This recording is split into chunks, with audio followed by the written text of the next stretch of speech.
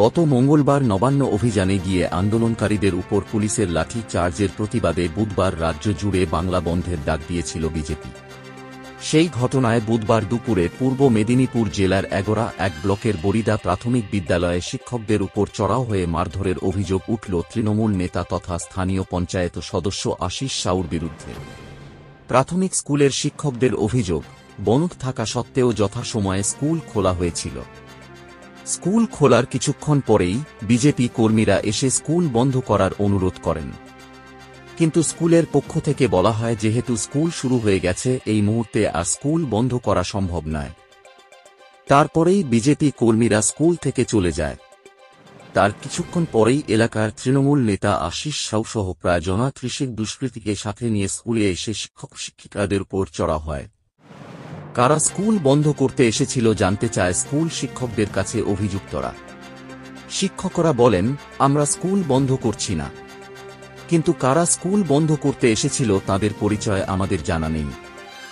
বলার সাথে সাথে শিক্ষকদের উপর হামলা চালায় তৃণমূল আশ্রিত দুষ্কৃতীরা। শিক্ষক ও শিক্ষিকাদের বেধড়ক মারধর করে বলে অভিযোগ।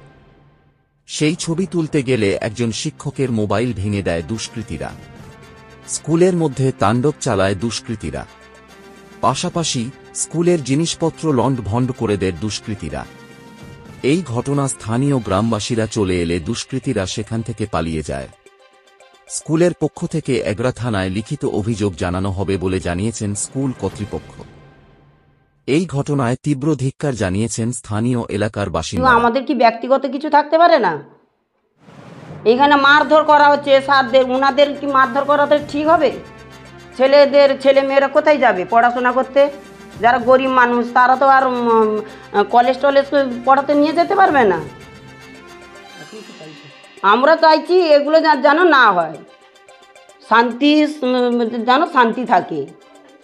এত উঁচা গলার কথা বলবে কেন? আমাদের জিজ্ঞেসটা করা। আমরা আবারও বলছি যে মাস্টারদের কাছে আপনারা যান, অফিস ঘরে গিয়ে জিজ্ঞেস করুন কারা এসছে না, ওনারা বলতে পারবেন, আমরা তো কিচ্ছু বলতে পারবো না।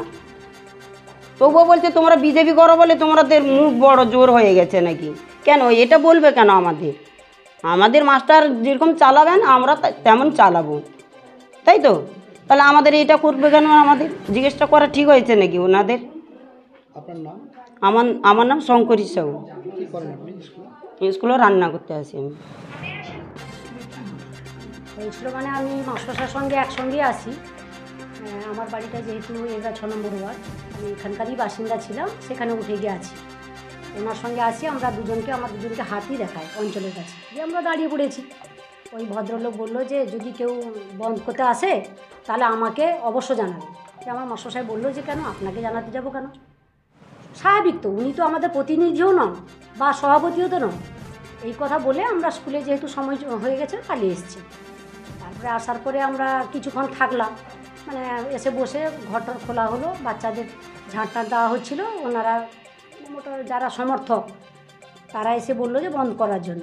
যে আমরা বললাম যে আমাদের তো রুলস আছে, যদি খোলার আগে আসতেন তাহলে অবশ্য আমরা মানতাম, কিন্তু ওনারা আর কিছু তেমন বলেন যে আমরা বলেছি আপনারা সমর্থন করবেন কি না সেটা আপনাদের ব্যক্তিগত ব্যাপার। কিন্তু ওনারা আর কিছু বলেনি, ওনারা চলে গেছে। আমরা যথারীতি মাস্টার সাহেব আমাদের হেডমাস্টার সাহেবকে জানালাম, বা এসআইকে বললো যে না যথারীতি স্কুলটা চালাতে হবে। মিড ডে মিলও হচ্ছে, আমরা প্রার্থনাও করেছি, আমরা স্কুলে যাব সবাই প্রস্তুতি নিচ্ছি। হঠাৎ এই আশিস সাউ আর ওর সঙ্গে আরও একজন আমাদের ছিলেন প্রতিনিধি, মানে যেই আমাদেরকে জিজ্ঞাসা করছিল, যে আমাকে অমল জানা যে জিজ্ঞাসা করছিল আমাদেরকে, উনিও ছিলেন সঙ্গে। আর 25-30 জন, যেহেতু আমি এখানকার লোকালিটি লোক বলে বলছি, ওনারা পুরোটাই কিন্তু অন্য মানে কাস্টের ছিল আর কি, মানে হিন্দু না, সংখ্যাগরিষ্ঠ কাস্টের লোক ছিল, সংখ্যালঘু কাস্টের ছিল 25 জন খানি।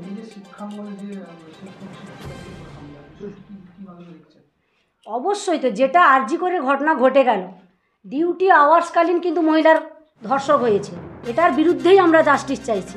তাহলে আমরাও তো ডিউটিতে ছিলাম, আমরাও তো এটা ডিউটিরত। তাহলে আমাদের ডিউটি থাকাকালীন যদি আমাদের নিরাপত্তা না থাকে তাহলে আমরা কি করে ডিউটিতে আসবো? সেই জন্য আমরা সবাই বসে সিদ্ধান্ত নিয়েছি কাল থেকে আমরা স্কুলে আসবো না। আর যেরকম নতুন করে আরজি করে ঘটনা কোথাও না ঘটে, এর বিরুদ্ধেই আমরা প্রতিবাদ করেছি, এর বিরুদ্ধেই জাস্টিস চাইছি। যে আমার নাম খুকু পাল, আমি পার্শ্ব শিক্ষিকা এখানে।